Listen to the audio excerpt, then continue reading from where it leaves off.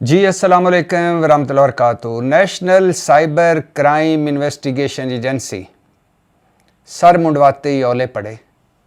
National cyber crime investigation agency बनते साथ ही मुतनाज़ होती जा रही है। बहुत बड़ी डेवलपमेंट सामने आई है। सादुर रहमान अल मरूफ डक्की भाई और यूट्यूबर्स और बहुत सारे मामलात, बहुत संगीन किस्म के इल्ज़ामात लगे हैं NCCIA पर, और अभी तक एक इतला के मुताबिक 8 लोग एडिशनल डायरेक्टर सरफराज चौधरी समेत जो गिरफ़्तार कर लिए गए हैं, और एक इतला के मुताबिक 5 लोग गिरफ़्तार कर लिए गए हैं सरफराज चौधरी समेत, और अभी बहुत सारी गिरफ़्तारियाँ मुतवक्को हैं।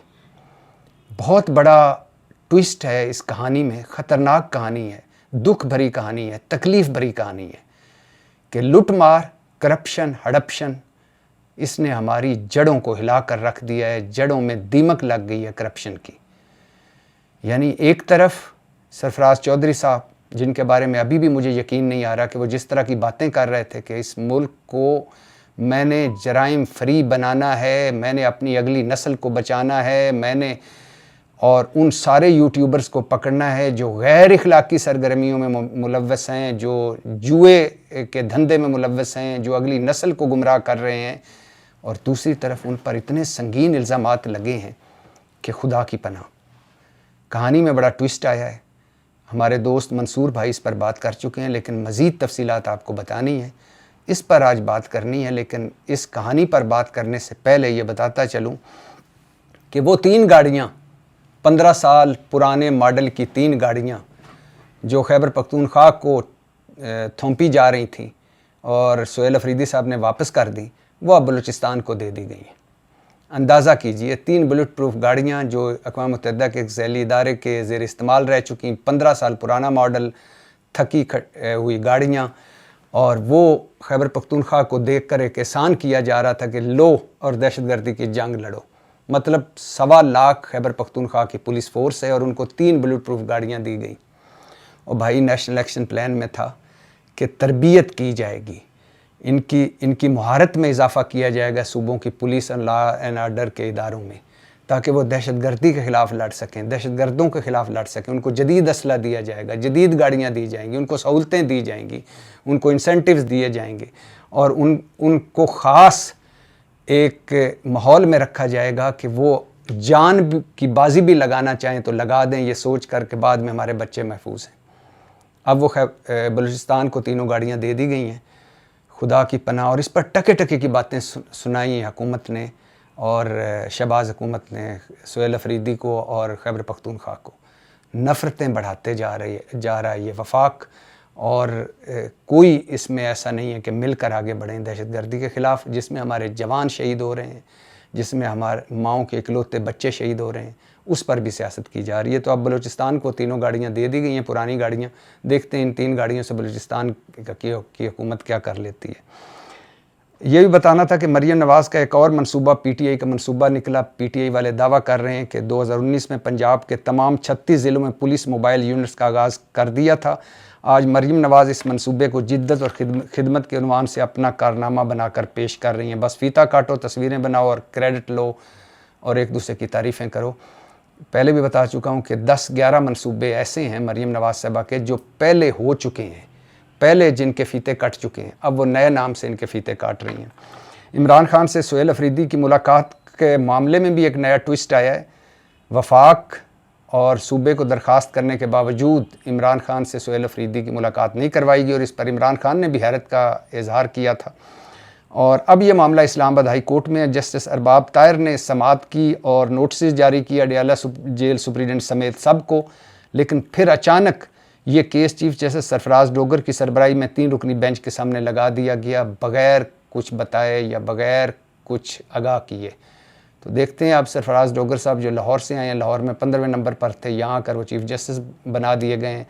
अब वो इस मामले को कैसे देखते हैं। वैसे आज एक मैं ख़बर पढ़ रहा था कि शहबाज शरीफ ने हिदायत की है कि सोहेल अफरीदी की मुलाकात करवाई जाए इमरान खान के साथ। ये हिदायत करने की कोई ज़रूरत थी?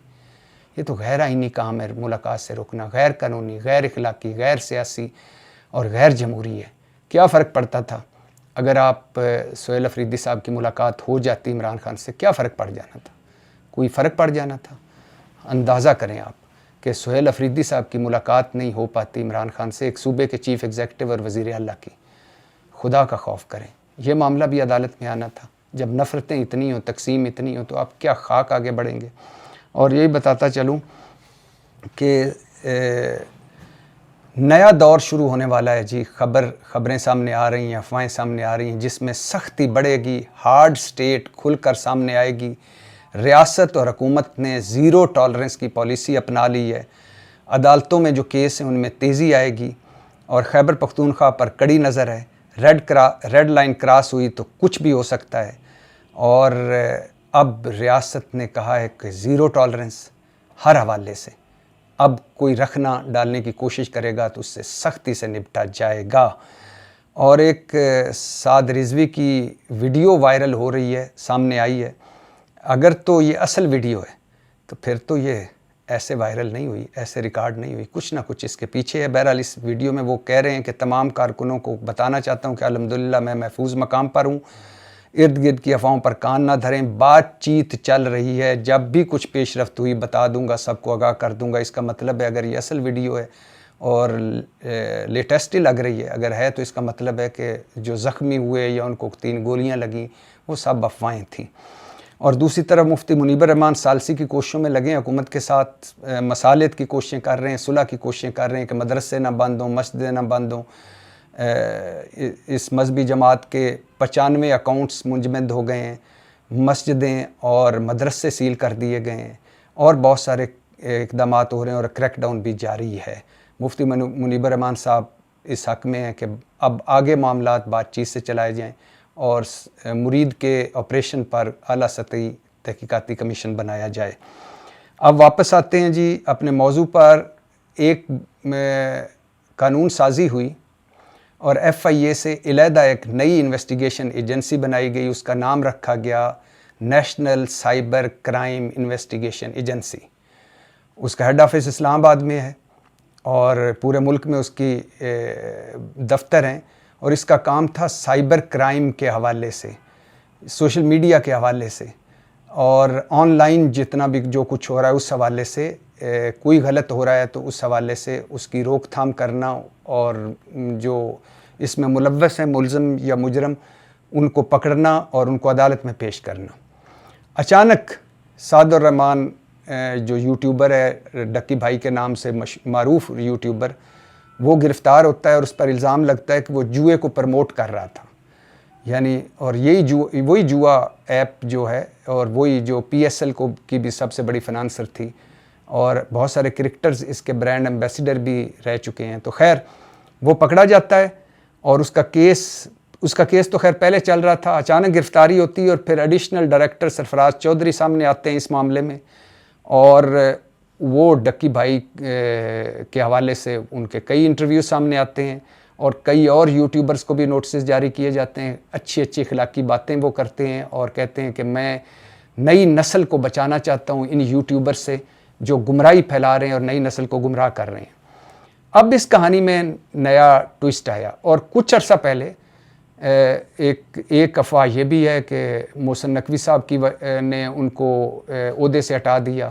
سرفراز چودھری صاحب جو پنجاب کے ایڈیشنل ڈائریکٹر تھے اور انچارج تھے، اور ایک یہ بھی ہے کہ ان national cyber crime investigation agency نے انہیں ہٹایا اور کہا کہ ہیڈ آفس رپورٹ کریں. ایک افواہ یہ بھی تھی کہ انہیں سسپینڈ کر دیا گیا، اور انہوں نے خود بتایا کہ میں نے چھٹیاں لے لی ہیں اور میں اب مزید کام نہیں کروں گا کہ مداخلت ہو رہی ہے. لیکن بہرحال وہ اپنے عہدے سے ہٹے، اور اس کے بعد ٹوئسٹ آیا اس کہانی میں. اور ڈکی کے بتایا جا رہا ہے کہ ڈکی کے انویسٹیگیشن آفیسر تھے منصور بھائی کی خبر ہے کہ ڈکی کے انویسٹیگیشن آفیسر تھے اسسٹنٹ ڈائریکٹر شعیب ریاض. انہوں نے ڈکی کے وکیل سے رابطہ کیا اور کہا کہ اگر ڈکی کو ریلیف دلوانا ہے تو 1.5 کروڑ روپے دیں. یہ رابطہ ڈکی کے وکیل کے ذریعے اس کی ڈکی کی فیملی سے کیا گیا، اور فرنٹ مین کا نمبر دیا گیا اور اس کا پتہ بتایا گیا، اور کہا گیا کہ ساری پیمنٹ فیصل آباد کے اس شخص کو ہوگی. اور پھر یہ بھی بتایا گیا کہ سرفراز چودھری صاحب جہاں بھی جاتے، جس سے بھی ملتے، سب کو کہتے کہ میرے پیچھے MI ہے، ملٹری انٹیلیجنس، اور یہ سب کچھ میں MI کی مدد سے کر رہا ہوں. اور جب ایم آئی کو اس کی خبر ہوئی, یہ باتیں ایم آئی تک پہنچیں, تو انہوں نے اپنی انویسٹیگیشن شروع کی کہ یہ ہمارا نام کیوں استعمال ہو رہا ہے. اور جب انویسٹیگیشن شروع کی گئی تو ایک بہت بڑا ریکٹ سامنے آیا اور بہت بڑا ایک گروہ سامنے آیا, اور پھر معاملہ ایک جگہ رکا نہیں, آگے بڑھتا گیا. بہت بڑا ریکٹ بے نقاب ہوا, اور جو ڈکی جیسے کیسوں سے کیس لیتا, ڈیل کرتا, اور پھر انہیں چھوڑ دیا جاتا یا انہیں آگے جیل بھجوا دیا جاتا. پنجاب کے حوالے سے سنا جا رہا ہے کہ معاملات ڈیل کرنے والے ڈپٹی ڈائریکٹر عثمان کا نام سامنے آیا, اور یہ لوگ اس طرح کرتے تھے کہ جب کہیں ریڈ مارتے تھے تو 2 نامعلوم لوگ کھڑے ہوتے تھے اور ان کو کہتے تھے کہ یہ ایک ایم آئی کا ہے اور ایک آئی ایس آئی کا ہے, اور حالانکہ وہ لوگ ان دونوں ایجنسیوں کے نہیں ہوتے تھے. اور پھر انسپیکٹر عرفان بھی آیا اس حوالے سے, ان چیزوں میں ان کا نام بھی سامنے آیا, national cyber crime investigation agency کا. کال سینٹرز بھی فوکس میں تھے, کال سینٹرز بھی سے بھی منتھ لی جاتی تھی. اب تک سرفراز چودھری سمیت national cyber crime investigation agency کے 5 افراد اور ایک اطلاع یہ کہ 8 افراد اٹھائے جا چکے ہیں, اور بتایا یہ جا رہا ہے کہ سب نے اپنے جرائم کا اعتراف کر لیا ہے. اور یہ معاملہ صرف لاہور تک نہیں ہے, یہ معاملہ لاہور کے علاوہ فیصل آباد, ملتان, کراچی, راولپنڈی تک پھیلا ہوا ہے, اور گرفتاریاں بھی متوقع ہیں. اور این سی سی آئی کے وہ افسر جو ابھی زیر حراست نہیں ہیں, وہ دوسری طرف وزیر اعظم, chief justice Lahore high court اور چیف جسٹس پاکستان کو میسیجز بھیج رہے ہیں کہ سیاسی بنیادوں پر انتقام کا نشانہ بنایا جا رہا ہے اور ہمارے خلاف بے بنیاد کارروائی ہو رہی ہے. لیکن معاملہ بہت سیریس ہو چکا ہے اور ہائی لیول پر تحقیقات جاری ہیں. اور اسی حوالے سے ایک سورس سے جب میں نے بات کی تو اس نے کہا کہ میں بھی گرفتار ہوا تھا, اور مبینہ طور پر اس نے کہا کہ جب میں گرفتار ہوا تو مجھ سے 25 لاکھ مانگے گئے. میں نے کہا کہ میں نہیں دوں گا, تو کہا گیا کہ اگر نہیں دو گے تو تم پر توہین مذہب کا مقدمہ قائم کر دیا جائے گا کچھ چند دنوں بعد, اور پھر رلتے رہنا ساری عمر, گلتے سڑتے رہنا جیل میں. اور پھر اس کے بعد وہ سورس کہتا ہے مبینہ طور پر کہ میں نے 25 لاکھ دیے. یہ ایک الزام ہے. ابھی اس سورس کو میں نے کہا کہ آپ سامنے کیوں نہیں آتے, آپ کیوں نہیں بتاتے جو آپ مجھے بتا رہے ہیں کہ وہاں تشدد کیا جاتا تھا. 8x16 1 فٹ کی ایک گند پر بنی ہوئی ایک گھر میں ایک حوالات تھی جس میں نہ بلب تھا, بجلی کا بلب بھی نہیں ہے, یعنی لائٹ بھی نہیں ہے, پنکھا بھی نہیں ہے, اور واش روم بھی اندر نہیں ہے, پانی تک نہیں تھا وہاں میسر.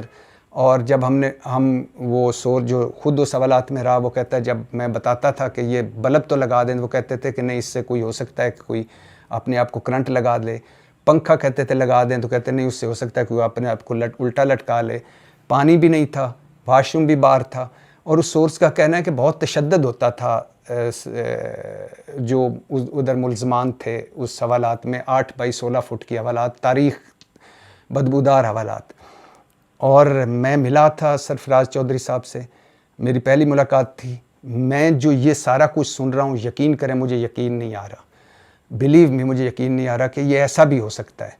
یہ تو مجھے پتہ ہے کہ وہ گرفتار ہو چکے ہیں, ان سے انویسٹیگیشن ہو رہی ہے, اور اب منصور بھائی نے اطلاع دی, اور ایک اور سورس سے بھی میں نے پتہ کیا, اور یہ بھی پتہ چلا ہے کہ وہ نیم ڈراپنگ کی وجہ سے اور بہت سارے معاملات کی وجہ سے اس پکڑے گئے ہیں. لیکن یہ نہیں پتہ تھا کہ وہ سب لوگ اپنے جرائم کا اعتراف کر چکے ہیں, اور یہ پورا پاکستان میں یہ پھیلا ہوا ہے, یہ سارا جو نیٹ ورک ہے. حیرانی ہوتی ہے, دکھ بھی ہوتا ہے, تکلیف بھی ہوتی ہے کہ ادارے بڑے شوق سے بنائے جاتے ہیں, بڑی محنت سے بنائے جاتے ہیں, اور بڑا وہ اچھا کام کرتے دکھائی دیتے ہیں. این سی سی آئی پر بہت سارے ہمارے اعتراضات ہو سکتے ہیں, لیکن ایسا لگتا تھا کہ اب یہ سوشل میڈیا کے حوالے سے یہ بہت اچھا کام کریں گے, سائبر کرائم کے حوالے سے یہ بہت اچھا کام کریں گے. لیکن اس کا 5 یا 8 لوگوں کا پکڑا جانا, اور اس کے بعد اتنا بڑے کہ اس کی والدہ سے 10.5 کروڑ, اس سے 25 لاکھ, اس سے یہ رابطہ, اس سے یہ رابطہ, وہ فرنٹ مین, اس سے پیسے, اور اتنے اربوں تک بات پہنچی ہے. میں بہت ساری چیزیں ہیں جو نہیں بتانا چاہتا, کیونکہ اس کے الزامات ہیں, ابھی بہت ساری چیزیں کھل کر سامنے آنی ہیں. یہ اربوں کا معاملہ, ایک سورس کہتا ہے یہ اربوں کا معاملہ ہے, اور اس میں بڑی چیزیں اور بھی سامنے آئیں گی. اور جس طرح پکڑا جاتا تھا, جس طرح ان کو رکھا جاتا تھا, جس طرح بلیک میل کیا جاتا تھا, جس طرح تشدد کیا جاتا تھا, مبینہ طور پر کہا جا رہا ہے کہ یہ سارا کچھ ایک چھت کے تلے ہو رہا تھا. اور اس میں NCCI کے کافی لوگ اس میں ملوث تھے. اب تو 5 یا 8 پکڑے گئے اور سنا جا رہا ہے منصور بھائی جو خبر دے رہے ہیں اور سورس جو خبر دے رہا ہے کہ بھئی انہوں نے اپنے جرائم کا اعتراف کر لیا.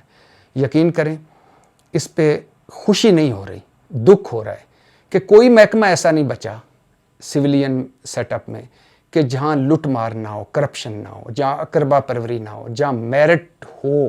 کہیں بھی میرٹ نہیں ہے اور کوئی جگہ ایسی نہیں بچی. ہم تو کہتے ہیں اوپر دیکھیں جی, پیپلز پارٹی والے لوٹ مار کر گئے, نون والے لوٹ مار کر گئے, PTI والے لوٹ مار کر گئے.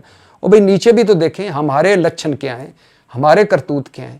تو جہاں بھی اٹ پٹو تھلو نواں سکینڈل, اٹ پٹو تھلو نواں دکھ, اٹ پٹو تھلو نواں سانیہ. تو NCCI کے بارے میں یہ سن کر میں تو حیران و پریشان ہوں. اور اگر یہ ایسا ہوا ہے تو اس سے بڑا ظلم اس ملک کے ساتھ کوئی نہیں ہے. کہ مجھے تو جب میں سرفراز چودھری صاحب کو ملا تھا تو انہوں نے ڈکی کو بھی بلایا تھا, ڈکی کی فیملی بھی آئی تھی. اس دن ڈکی نے بتایا کہ میرا پیٹ خراب ہے اور میری فیملی کوئی ایک میرے لیے پتہ نہیں کیا کوئی سلاد لے کے آئی ہے. ان کا باپ بھی تھا, والدہ بھی تھی, بھائی بھی تھے, ان کی بیوی عروج بھی تھی. تو وہ تو اس وقت تو سرفراز چودھری صاحب ڈکی کو کہہ رہے تھے کہ بولو بھائی تم پہ میں نے تشدد کیا. اس نے کہا نہیں. تمہیں میں نے کوئی بری بات کی؟ اس نے کہا نہیں. میں نے تمہیں تبلیغ ہی کی نا؟ اس نے کہا بالکل تبلیغ کی.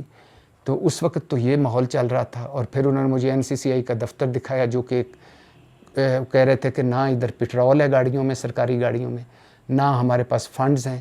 بے یارو مددگار ہم اتنا کام کر رہے ہیں, اتنا ڈیلیور کر رہے ہیں اور ہمارے ساتھ کوئی تعاون نہیں ہو رہا. لیکن اس کے بعد یہ جو کہانی کا دوسرا رخ آیا ہے اور میرے سامنے سرفراز چودھری صاحب کا چہرہ ہے اور میں حیران و پریشان بیٹھا ہوں کہ یہ بھی ہو سکتا ہے. پاکستان زندہ باد.